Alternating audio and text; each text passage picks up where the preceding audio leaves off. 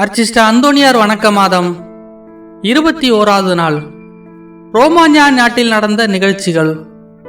சங்கத்தில் சபை அதி சிரேஷ்டரை தெரிந்து கொண்டு அர்ச்சிஷ்ட பிரான்சிஸ்கோவுக்கு அர்ச்சிஷ்ட பட்டம் கொடுக்க வேண்டும் என்று எல்லோரும் விண்ணப்பம் செய்து கொண்ட பிறகு அர்ச்சிஷ்ட அந்தோனியார் ரோமானியாவில் உள்ள அர்ச்சிஷ்ட பிரான்சிஸ்கு சபை மடங்களுக்கு சிரேஷ்டராக நியமனம் பெற்றார். அப்போது அவருக்கு 32 பிரயாயம் நடந்து வந்தது. மரணம் மட்டும் கீழ்ப்படிந்த சேசு கிறிஸ்துநாதரை தமது உன்னத மாதிரிகையாக தெரிந்து கொண்டிருந்த அந்தோனியார் ஜனங்களை மனம் திருப்ப வெகு ஆவல் கொண்டவரானாலும் பெரியோர்கள் கட்டளைக்கு சந்தோஷமான மனதோடு கீழ்ப்படிந்து தமது அதிகாரத்துக்கு உட்பட்ட மடங்களை சந்தித்து விசாரிக்க தொடங்கினார்.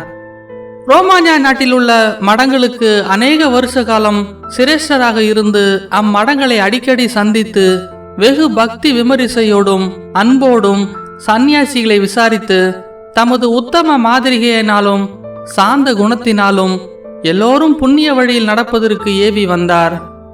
தமது உத்தியோகத்தினுடைய கடமைகளை நிறைவேற்றின பிறகு ஆத்துமங்களை ரட்சிக்கிற வேலையை விடாமுயற்சியோடு செய்ய துவக்கினார்.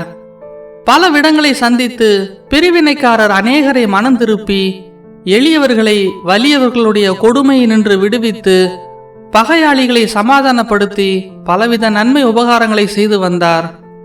ஜெமோனா பட்டணத்து மடம் கட்டும்போது அந்தோனியார் வேலையாட்களோடு தாமும் சேர்ந்து வேலை செய்து கொண்டு வருகையில் அவ்வழியாய் ஒருவன் வெற்று வண்டி ஒன்று ஓட்டி போக கண்டு அவனிடம் போய் கற்கள் கொண்டு வருகிறதுக்காக கொஞ்ச நேரத்துக்கு வண்டி வேண்டும் என்று கேட்டார். அவனுக்கோ வண்டி கொடுத்து உதவ மனதில்லாதவனாய் வண்டியில் படுத்திருந்த ஒருவனை அவருக்கு காண்பித்து மரித்தவன் ஒருவனை ஏற்றி போகிறேன் என்று சொன்னான். அதன் பேரில் அந்தோனியார் அவனை விட்டு போய்விட்டார். வண்டிக்காரன் வண்டியை கொஞ்ச தூரம் ஓட்டி போய் நடந்த சங்கதியை வண்டியில் தூங்கிக் கொண்டிருந்த தன் மகனுக்கு சொல்ல வேண்டும் என்று அவனை தட்டி எழுப்ப அவன் மெய்யாகவே செத்த பிரேதமாக இருக்கிறதை கண்டு அழுது புலம்பி செத்த பிரேதத்தை கொண்டு வந்து அந்தோனியார் பாதத்தில் கிடத்தி தானும் அவருடைய பாதத்தில் விழுந்து அவர் தன் மேல் இரக்கம் வைக்க வேண்டும் என்று அவரை கெஞ்சி மன்றாடினான். அப்போது அந்தோனியாருக்கு மனது இளகி செத்தவனை உயிர்ப்பித்து அவனுடைய தகப்பனிடத்தில் ஒப்புவித்து நல்ல புத்திமதி சொல்லி அனுப்பினார். நாம் புண்ணிய வழியில் நடக்க ஆசைப்பட்ட போதிலும் நமது ஆத்துமத்தை மாசுபடுத்தும் அற்ப பாவங்களை நாம் கொஞ்சம் கூட சட்டை பண்ணாமல் நடந்து வருகின்றோம். ஜபத்தினாலும் தர்மத்தினாலும் நற்கிரியைகளினாலும் நமது அற்ப குற்றங்களை பரிகரிக்க பிரயாசப்பட கடவோம். உத்திரிக ஸ்தலத்து ஆத்துமாக்களுடைய உதவியை கேட்போம். அவர்கள் வேதனை குறைய வேண்டிக் கொள்வோம். ஜெபம். மகா வல்லமையுள்ள அர்ச்சிஷ்ட அந்தோனியாரே, எங்களுடைய சகல அவசரங்களிலும் எங்களுக்கு நீர் உதவி புரிய உம்மை மன்றாடுகின்றோம்.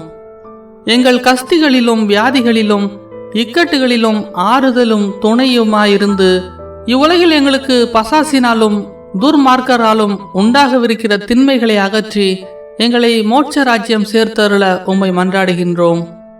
ஆமேன். இன்றைய தினத்தில் செய்ய வேண்டிய நற்கிரியை உத்திரிக ஸ்தலத்து ஆத்துமாக்களுக்காக பூசை செய்து வைக்கிறது.